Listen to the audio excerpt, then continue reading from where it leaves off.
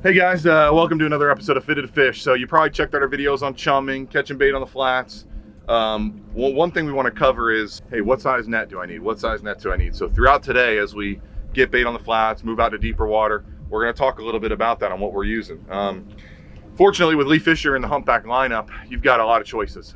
You've got anything from quarter all the way up to 5/8 inch mesh. And there's also a stretch value on that. So what we're using in shallow water is actually 1/4 inch mesh. So this is going to be the smallest smallest mesh you can get in the humpback lineup.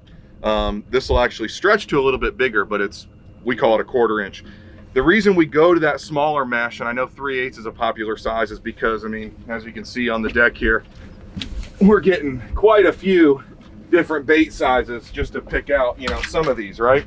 So we're getting baits down to that size, baits down to that size, baits to that size, pinfish, regular size baits. What that 1/4 inch mesh is going to do is all these smaller baits, if we threw a 3/8 out here, we'd have what's known as a Christmas tree. Every bait would be gilled and stuck in the net.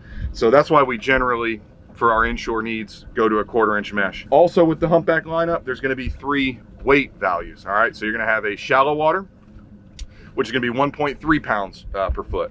So if it's a 10 pound net, it's only going to be 13 pounds versus the traditional weight of 1.6. So it's going to be a few pounds lighter in the shallow water edition.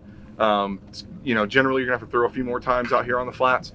This way, with the lighter weight, you don't get as tired, and you're also not going to rake up as much grass and debris that's in the water. Hopefully just bait. And it worked to a T today. Obviously we have baits all over the deck, but normally we're cleaning grass out of this boat if we throw a heavier net on the flats like this. So that's why we go to that smallest mesh, and the lighter weight makes for an easy day on the flats.